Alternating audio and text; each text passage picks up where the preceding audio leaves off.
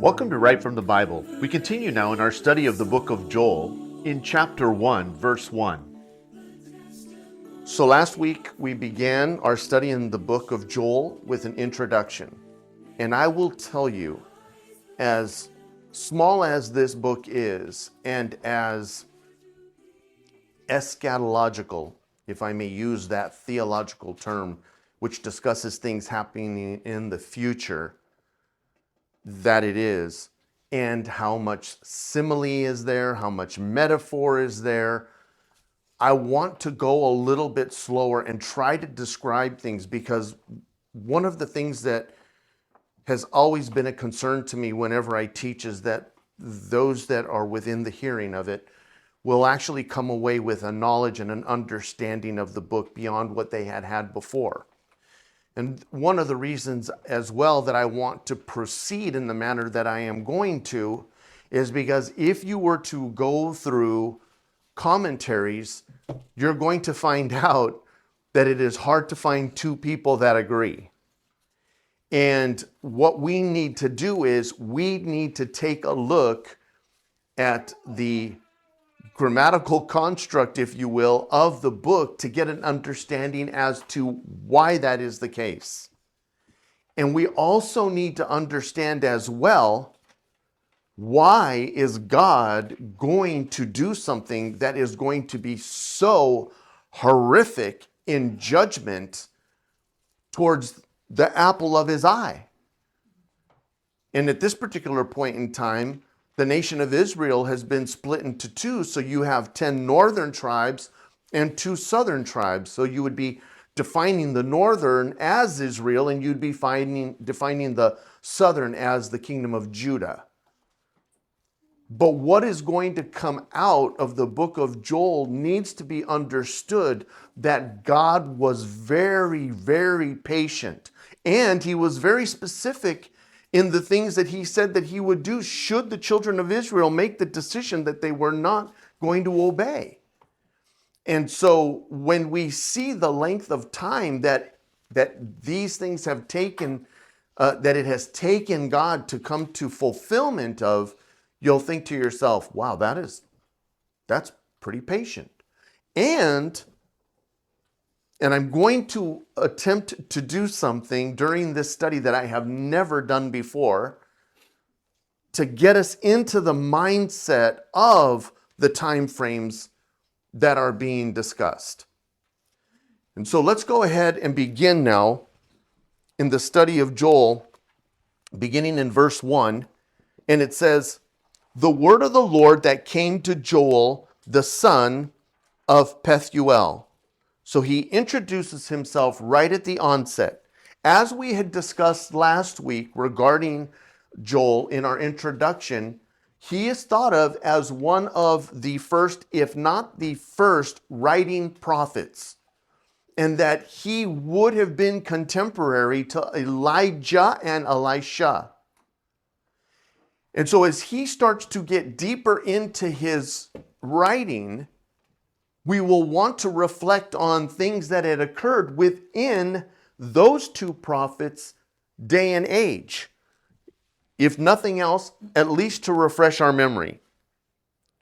Verse 2. "Hear this, you old men, and give ear, all you inhabitants of the land. Has this been in your days, or even in the days of your fathers? Tell you your children of it, and let your children tell their children, and their children another generation. That which the palmer worm has left has the locust eaten, and that which the locust has left has the cankerworm eaten, and that which the cankerworm has left has the caterpillar eaten." We're going to stop there for just a moment. Now, if you will remember, and I had told you before, not sure if any of you guys exercised this, but I had stated you're going to want to pay attention and re-listen to the introduction to Joel as we get close to this study here, because I'm going to refresh your memories on it. And one of the things I want to bring back to your memory is that God makes the statement in 2 Chronicles chapter 7, where he's making the comment and says, this is what I'm going to do. I am going to now, if you turn your back on me, I'm going to bring upon you the locust.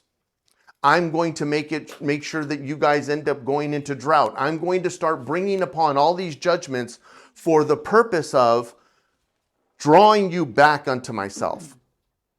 And so Joel here now is pointing out the fact that the palmer worm, the locust, the canker worm, all of these different worms now in the caterpillar are going to come upon in devastation. Here's where it starts to get confusing right at the onset. And this is why. Let's go back to verse 2. Hear this, you old men, and give ear, all you inhabitants of the land. Has this been in your days, or even in the days of your fathers? So he now is getting the attention of who's first? The old men. Why is he referring to them or getting their attention first? Because of course they've been around the longest, and what he's trying to get them to do is to remember back to a point when where they can say, oh yeah, we've experienced this kind of judgment before. But it's being stated in such a manner as to say, you're not going to be able to look back at a time when the judgment that is going to be coming upon you has come upon you. And then he says, not only to you old men, but also to everybody who is there. Anybody who's been around, or even if you can remember back to your fathers. In other words, when that reference is given, that it is given to those who would have already passed, did they pass on information to you, telling you of a time when there was such a great plague of locusts that it had decimated their agriculture to the degree that he is now going to mention? And it's a rhetorical question, because the obvious answer is going to be, no, we've never seen that before.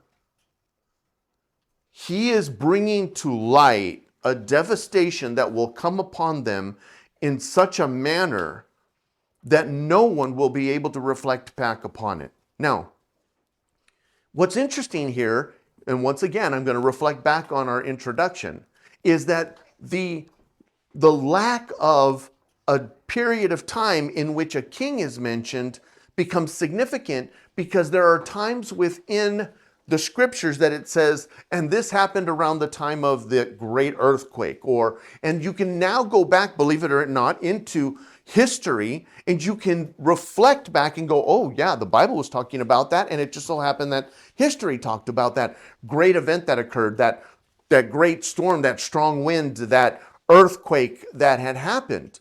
But he's now going back and saying, nobody before has ever seen this.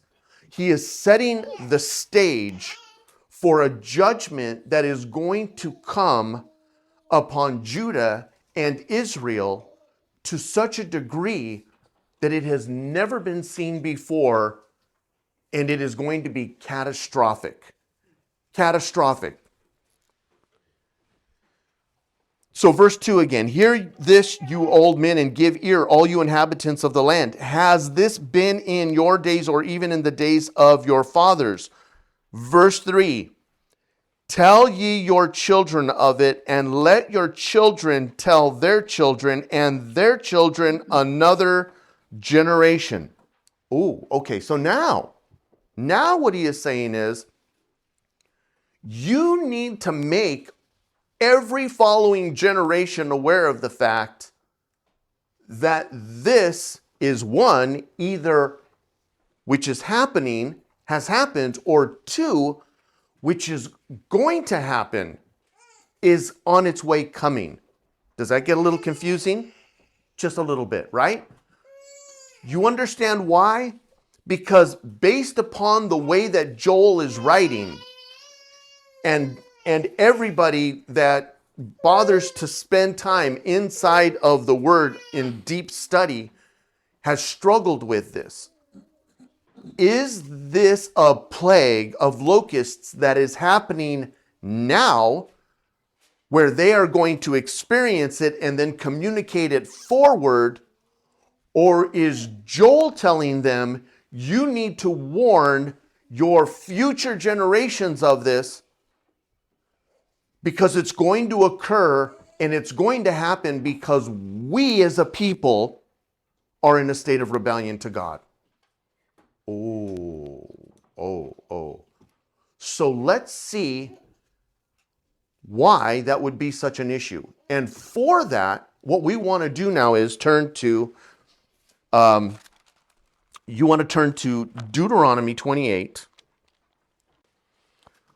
And if it seems at times that I've got a ton of passages of scripture floating through my head, it's because I've got about 50 and you'll get 4. Depending upon whether or not some of them start to come to light. In Deuteronomy chapter 28, which is the last of the 5 books authored by Moses, God wants to be very specific. He wants to let the people know that if you do what it is that I have called you to, I am going to pour forth blessings upon you beyond imagination. Your enemies will flee from you. You'll plant 1 seed of grain and it's going to grow 1,000 times the crop. I mean, he's just having that type of a conversation. And to get a sense, the first 14 verses of 28 are like that. But we'll just read a first of the couple of verses just for time's sake, so you can get a sense of where this is headed, and you can then on your own time read all the way the first 14 verses. And it says, "And it shall come to pass, if thou shalt hearken diligently unto the voice of the Lord thy God, to observe and to do all his commandments which I command thee this day, that the Lord thy God will set thee on high above all nations of the earth, and all these blessings shall come on thee and overtake thee, if thou shalt hearken unto the voice of the Lord thy God." And you'll see blessed and blessed and blessed and blessed, and the Lord shall cause and the Lord shall command, and the Lord is going to just, you're going to receive from him, if you choose to obey his words, absolutely everything that God wants to pour forth on a people that are obedient to him, who he loves, who are the apple of his eye. And he just lays it out. These are all the things that are going to come your way, and they are all good. I mean, all good. But he spends almost 3 times the amount of effort discussing now from verse 15 to the end, and we'll try to read it quick with just some highlighted points, saying what is going to happen if you choose not to. And so let's pick up in verse 15.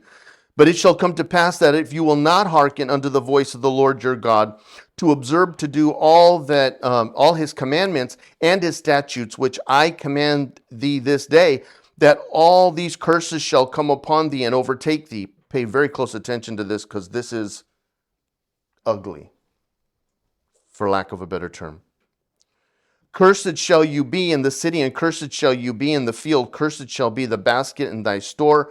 Cursed shall be the fruit of thy body, and the fruit of thy land, the increase of thy kind, and flocks of thy sheep. Cursed shall thou be when thou comest in, and cursed shall you be when you go out. The Lord shall send upon thee cursing, vexation, and rebuke in all that you set thine hand unto for to do, until thou be destroyed, and until thou perish quickly, because of the wickedness of your doings, whereby you have forsaken me.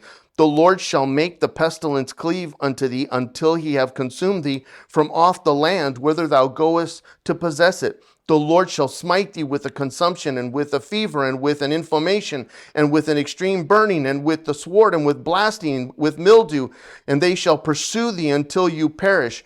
And your heaven that is over your head shall be brass, and the earth that is under thee shall be iron. You won't get water. You're not going to be able to plant anything.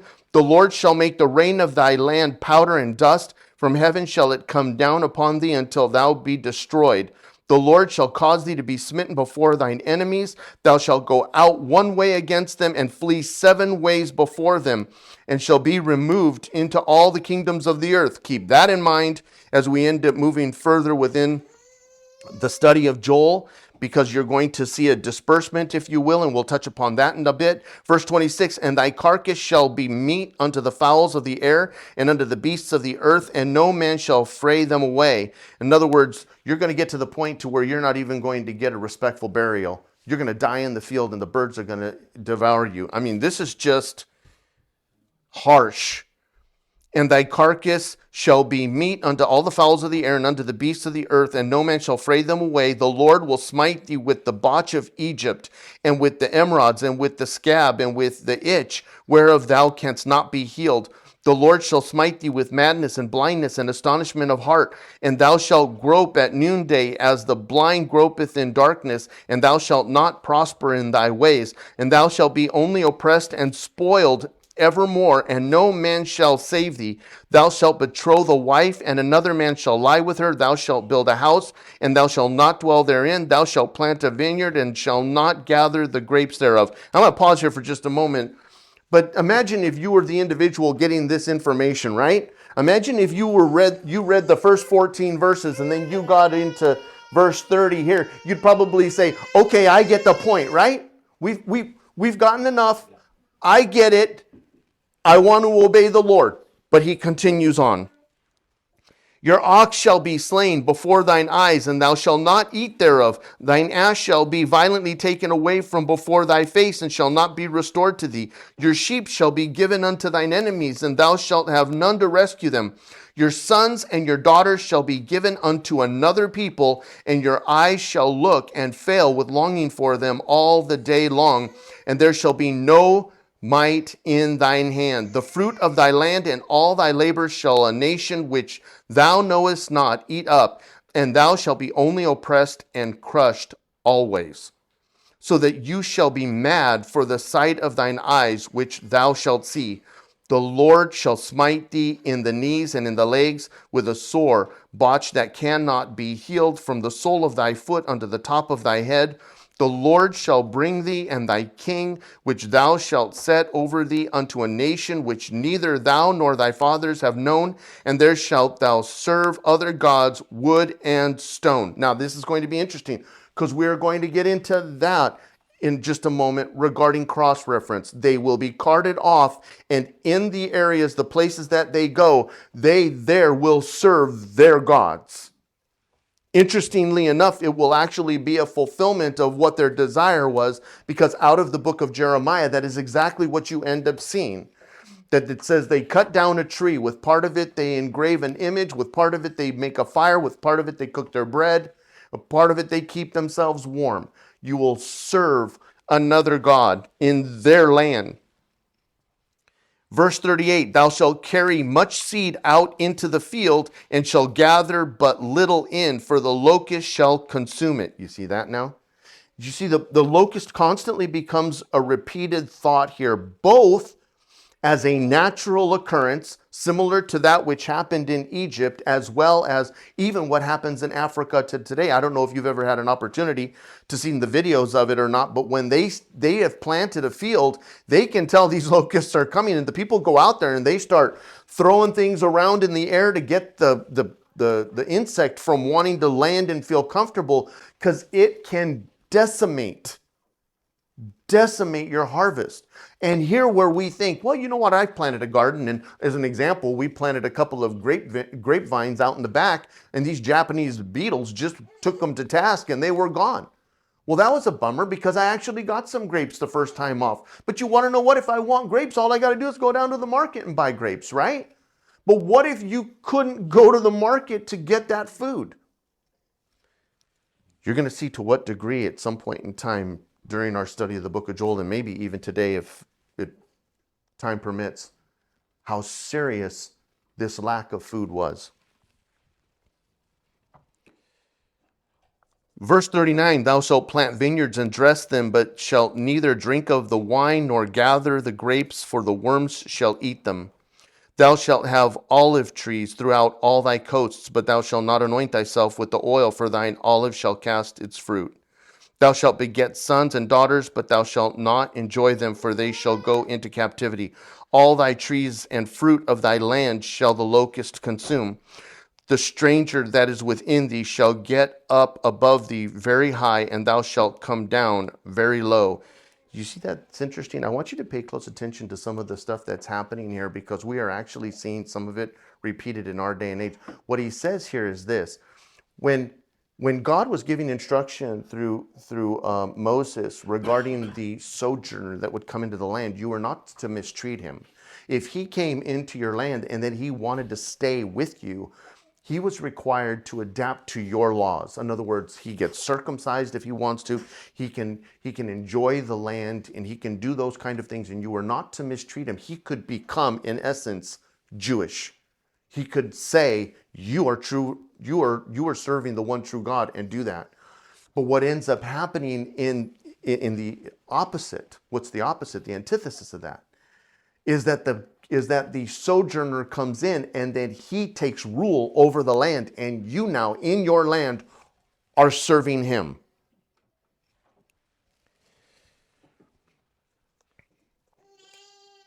Verse 42, all thy trees and fruit, thy land shall the locust consume. The stranger that is within thee shall get up above thee very high, and thou shalt come down very low. He shall lend to thee, and thou shalt not lend to him. He shall be the head, and you shall be the tail. Moreover, all these curses shall come upon thee, and shall pursue thee, and overtake thee, till thou be destroyed, because thou hearkenest not unto the voice of the Lord thy God, to keep his commandments and his statutes which he commanded thee. And they shall be upon thee for a sign and for a wonder upon thy seed forever. Because thou served not the Lord thy God with joyfulness and with gladness of heart for the abundance of all things. Therefore shalt thou serve thine enemies, which the Lord shall send against thee in hunger and in thirst and in nakedness and in want of all things. And he shall put a yoke of iron upon thy neck until he has destroyed you. This, once again, we will see this come to pass when Assyria ends up decimating the 10 northern tribes and carts the people off. And he is telling them in advance that this is going to happen. Keep in mind, this is being written when Israel has not even entered the promised land. The groundwork is being laid. God is saying, I am a holy God and I choose to bless you. You are my people. I established this going back to Abraham, Abraham to Isaac, Isaac to Jacob. You know, we learned about that and the importance of it, right, as we're starting to go through our foundations and faith classes. You see that importance of that command continuing on. Has God changed? No, he is not. I am the same yesterday, today, and forever, right? So, verse 49, the Lord shall bring a nation against thee from far, from the end of the earth, as swift as the eagle flies, a nation whose tongue thou shalt not understand. So now he's talking about, and he's using some metaphors, some similes. This nation will come in and it will fly. Pay close attention to that. Lock that into your memory, because Joel is going to use similar terminology. Verse 50, a nation of fierce countenance, which shall not regard the person of the old, nor show favor to the young. And he shall eat the fruit of thy cattle and the fruit of thy land until thou be destroyed, which also shall not leave thee either corn, wine, or oil, or the increase of thine kind, or flocks of thy sheep, until he has destroyed thee. And he shall besiege thee in all thy gates until thy high and fenced walls come down. Pay attention to that. Wherein thou trustest throughout all thy land, and he shall besiege thee in all thy gates throughout all thy land, which the Lord thy God has given thee. And thou shalt eat the fruit of thine own body, and the flesh of thy sons and of thy daughters. Do you see that? He's actually saying that you will get to the place where you are in such desperate need of food that you will actually eat your offspring. You're saying, yeah, but Ray, that's a metaphor, right? I mean, he's just using descriptive language to tell us how serious things are going to get. No, believe it or not, there is actually record in the Bible that discusses women who boiled their children and ate them, and actually had an argument over it.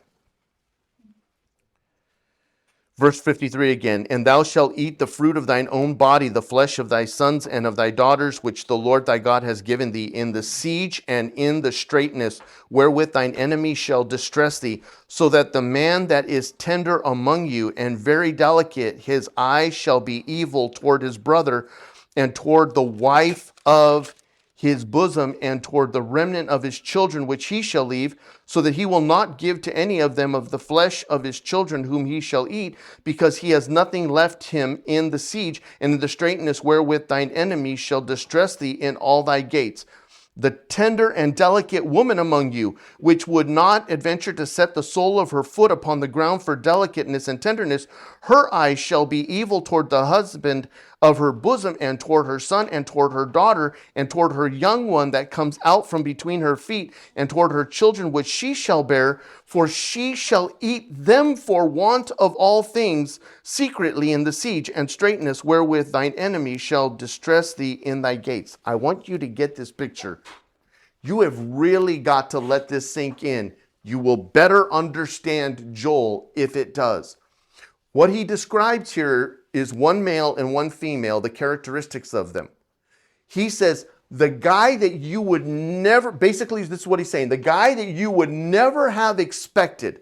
He's the nice guy, always holds his hand out to you, always has something to give you, goes out of his way for you. He would do anything to bend over backwards. The siege is going to be so bad that if he comes across food, he won't even think of sharing it with you, or his children, or his wife.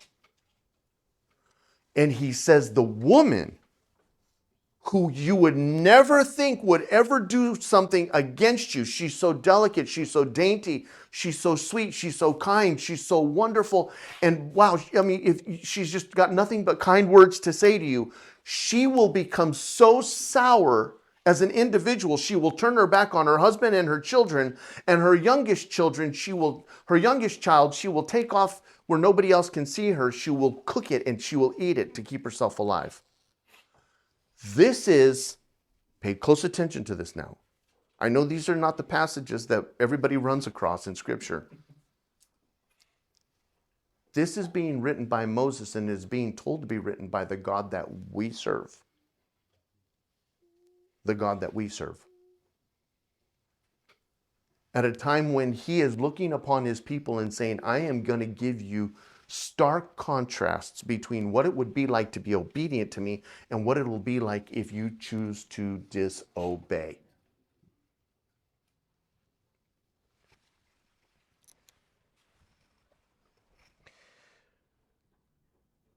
Verse 58, if thou wilt not observe to do all the words of this law that are written in this book, that thou mayest fear this glorious and fearful name, the Lord thy God, then the Lord will make thy plagues wonderful, and the plagues of thy seed, even great plagues, and of long continuance, and sore sickness, and of long continuance. Moreover, he will bring upon thee all the diseases of Egypt, which thou was afraid of, and they shall cleave unto thee. And every sickness and every plague which is not written in the book of this law, them will the Lord bring upon thee until thou be destroyed. Even the ones I haven't mentioned to you, I'm going to bring upon you. I'm telling you, at some point in time, you're thinking to yourself, I get it, I'm getting it. And you shall be left few in number, whereas you were as the stars of heaven for multitude, because thou wouldest not obey the voice of the Lord thy God. And it shall come to pass that as the Lord rejoiced over you to do you good and to multiply you, so the Lord will rejoice over you to destroy you and to bring you to naught, and you shall be plucked from off the land whither you go to possess it. Pay close attention to that and keep that in mind.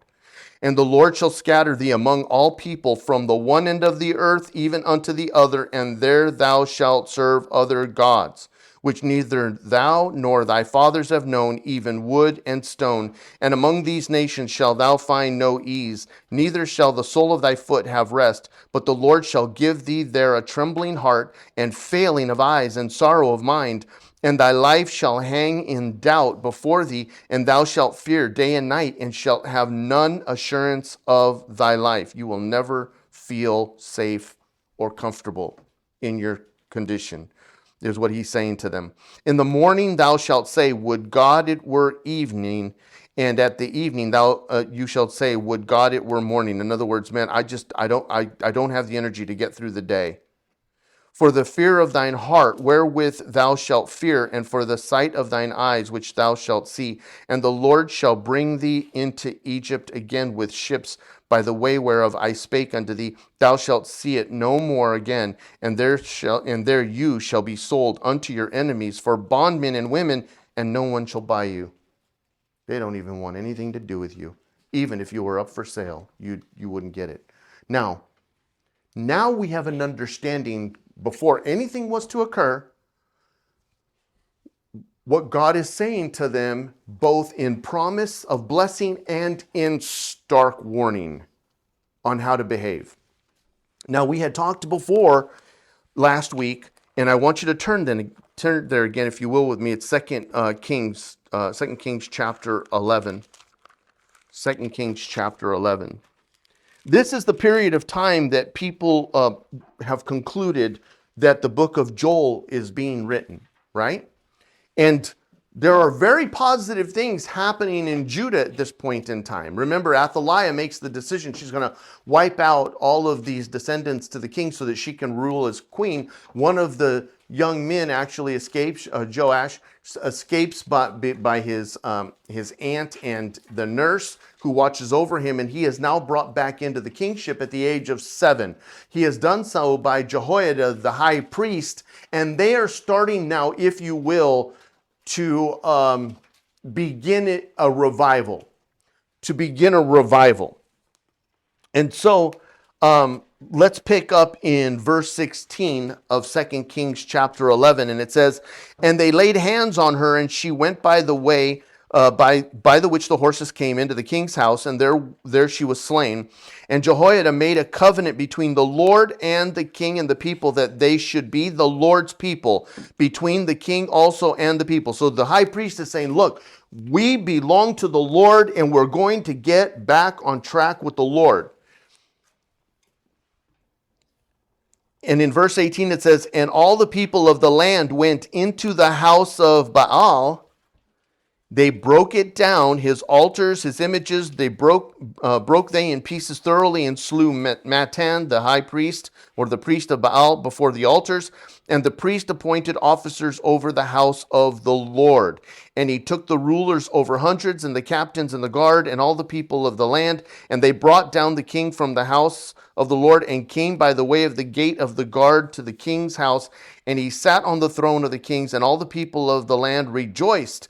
And the city was in quiet, and they slew Athaliah with the sword beside the king's house. 7 years old was Joash when he began to reign. Now pay close attention as we move into chapter 12, because now what they did is they got rid of what was the, if you will, the obvious idolatrous nature of their behavioral patterns. They took down Baal, they took down that temple, they killed that priest, they rid their land of the obvious nature of things. Moving into 12:1, in the 7th year of Jehu, Jehoash began to reign, and 40 years reigned he in Jerusalem, and his mother's name was Zibiah of Beersheba. And Joash did that which was right in the sight of the Lord all his days, wherein Jehoiada the priest instructed him, but the high places were not taken away. The people still sacrificed and burnt incense in the high places. Think of it in these terms. Whatever you saw me doing wrong that was obvious and in public, I got rid of. But what happened was back when I was capable of still being off by myself, I still was idolatrous in nature. That was the heart of the people. The heart of Joash was to obey Jehoiada, and that they were now going to walk according to God's way. He will eventually falter in that. But you need to understand that they are in the midst of these difficulties. Now, 2 things to keep in mind regarding this. If Joel is, and I think based upon all the information that I have gathered, a contemporary to Elijah and Elisha, then what would have happened at that point in time is that Elijah would have prayed that it did not rain for 3.5 years. 3.5 years. Could you imagine? You know what happens in upstate South Carolina where we get approximately 57 inches of rain each year? If we go 3 weeks without rain throughout the summer, oh my gosh, we're in a drought. I was down visiting our in-laws down in, or my in-laws, Katya's sister and brother-in-law, down in West Columbia. And my brother-in-law said, yeah, I understand you guys are going through a tough time up there. You guys are kind of like in a drought. I'm like, in a drought? It just rained this last week. Drought. But imagine if it did not rain for 3+ years. What would happen to the plants? What would take place as far as devastation goes? How difficult would it be to find food? You have to remember, well, you know what? We'll just eat the animals. We'll just join the carnivore diet. Yeah, but the animals need food to eat. So what happens to them? They die as well. At one particular point in time, Elijah actually finds himself parked near a stream, and God is bringing a raven to feed him. He stays there for a moment in time, the stream dries up. Then if you'll remember, there's the woman with the son, and he says, hey, do you got any more food? She goes, yeah. He goes, well, I'm going to come and eat with you. And then the cruse of oil and the flour never ran out. It was a very difficult time. Joel and the people Joel is talking to would know about that.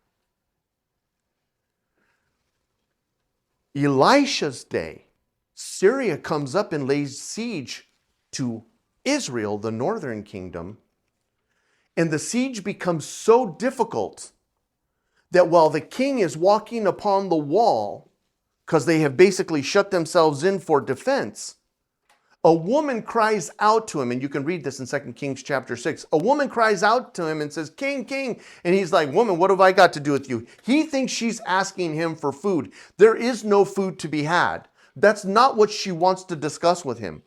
She's upset because she and her neighbor came to agreement with both of them having young children, little boys, that one day they would boil the boy alive and eat it, and on the following day they would boil the other. And she went ahead and did that to her son, but then the other one said, no, I don't want to do that to mine. And she's upset about that. And he tears his clothes and he says, I am going to kill Elisha.